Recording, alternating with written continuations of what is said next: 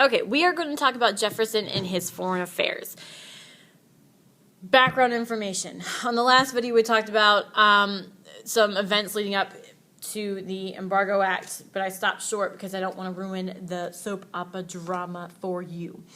Jefferson is going to pass something called the Embargo Act, and he thinks it's going to work, but it's actually going to be a massive failure and kind of ruin his whole presidency. Poor thing, poor guy.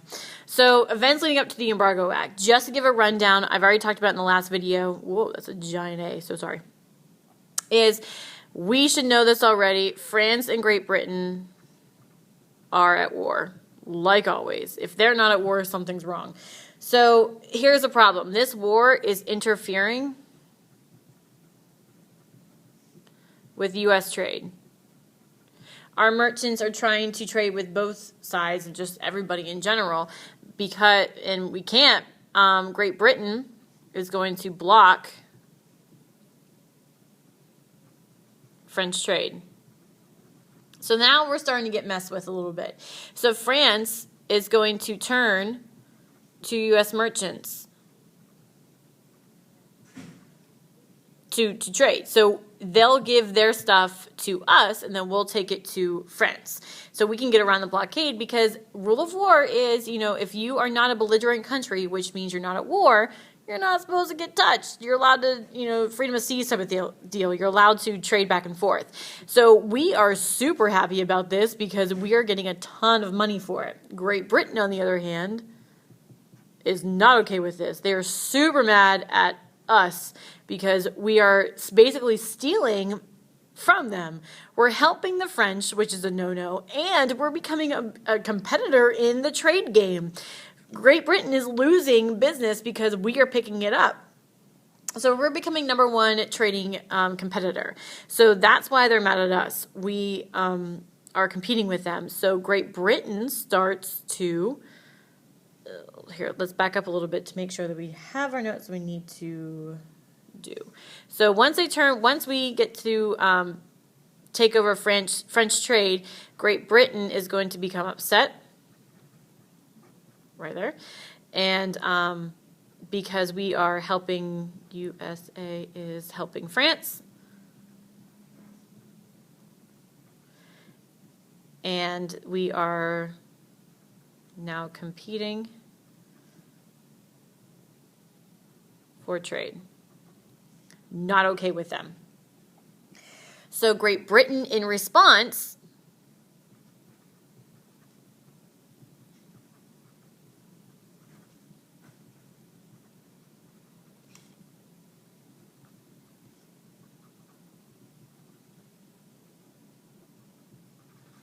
sorry, let me spell that sort of right. Okay, so Great Britain will start to impress our sailors. Now, we are not talking about, hey, look at my cool, pirate tattoos impressed. We're talking about a word called impressment.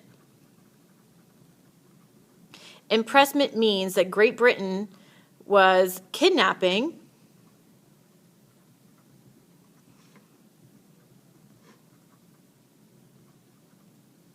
They're kidnapping American sailors and forcing them to serve in the British Navy.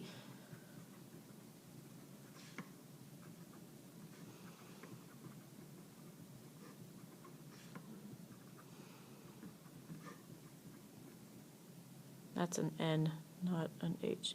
Okay, so they're impressing all the American sailors and forcing them to serve in the British Navy. And Great Britain's excuse behind this is they're like, well, anybody who was born in the realm of the Great Britain Empire is a British subject forever. And so we can force you to do whatever you want to do. Well, I mean, if they're going to stop a ship and go aboard and, impress all the sailors there, they're not going to check their papers and say, oh, I'm sorry, you were born in Florida. Go ahead, you go swim back to the Americas. No, they're just going to kidnap them and force them to serve in the British Navy. So they kept on kidnapping all of our people. And everyone's turning and looking to the president to fix this. And so they're like, Jefferson, do something about it. So Jefferson's like, all right, I will try my best and I will stop these Great Britain from kidnapping our sailors. They're like, all right, awesome, do it. He's like, okay, so how can I get them to not impress our sailors anymore? Send the military. And the cabinet looks at him and they're like, what military? Remember? What did Jefferson do to the budget of the military? He cut it in half. He doesn't have a navy. So Jefferson's in trouble here. So Jefferson has to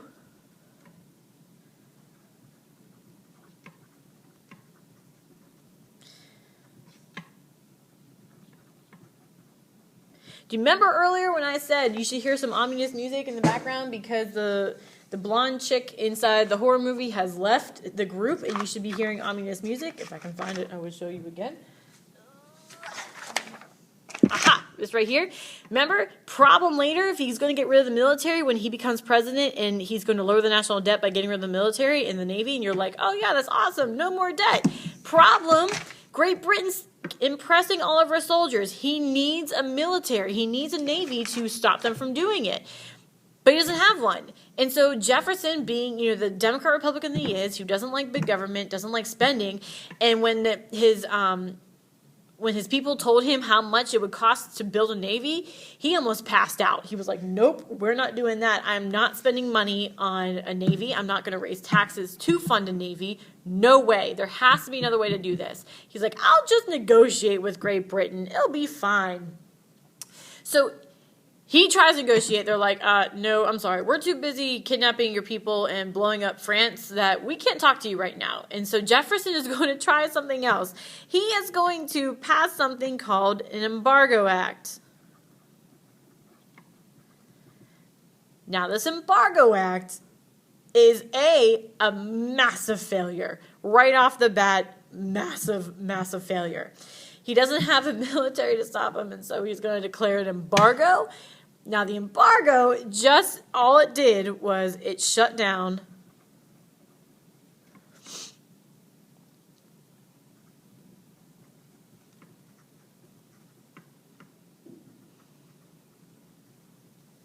stopped. There we go. It shut down all the ports and stopped trade with anybody. No one was allowed to trade. No one was allowed to leave America. It shut down everything.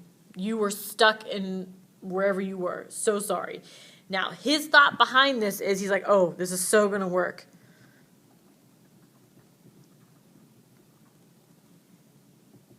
His thoughts are Great Britain needs American goods. They are so dependent on American trade that there are going to be these riots.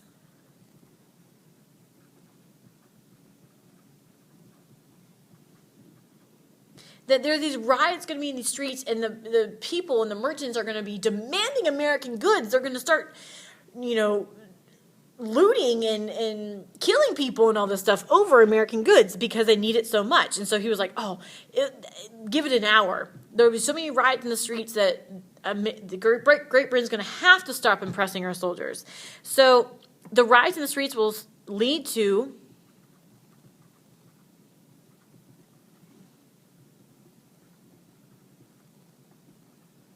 Great Britain stopping the impressment, and that is going to problem solved. He's going to drop the mic and be done. He's like, look, embargo act. We're just going to shut down all the ports. Great Britain's not going to get anything from us. They're going to riot in the streets. They're going to be forced to do what we ask them to do of stop impressing. Problem solved.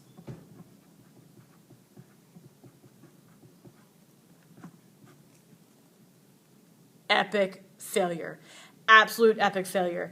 It didn't work whatsoever because, shocker, but Great Britain and France were not paying attention to anything other than going to war and shooting each other. They weren't paying attention to the United States. They weren't noticing American merchant ships not going past them anymore. They didn't care. They were too busy shooting at each other. So the huge problem is it hurt. It hurt America. It didn't hurt Great Britain. It hurt America. The merchants are going to lose their business, basically.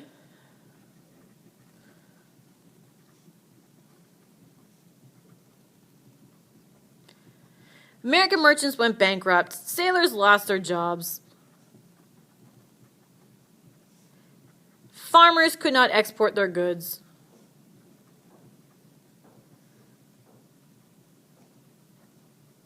It's a disaster. Everything's falling into pieces.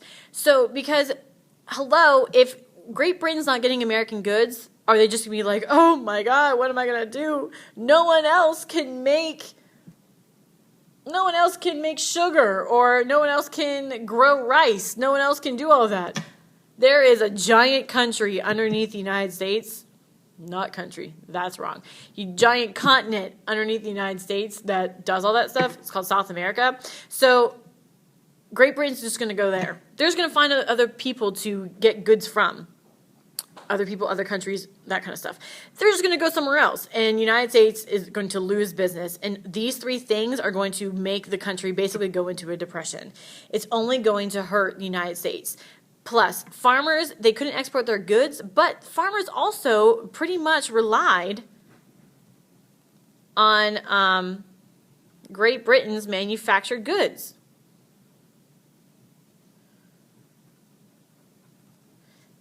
They're going to rely on the manufactured goods. And so when they don't have it, guess what? We have to make it. So this is going to cause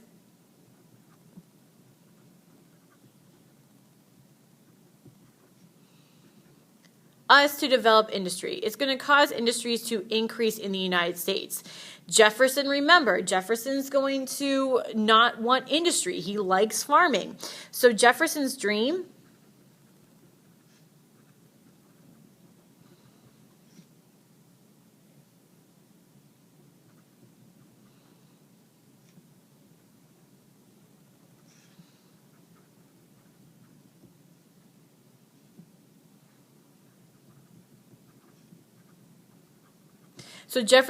of an all-farming society is going to fall to pieces because the merchants and the farmers needed the manufactured goods. If they're not getting it from Great Britain, they're going to get it from themselves. And so Jefferson's whole agrarian society utopia is going to decrease because industry is going to increase.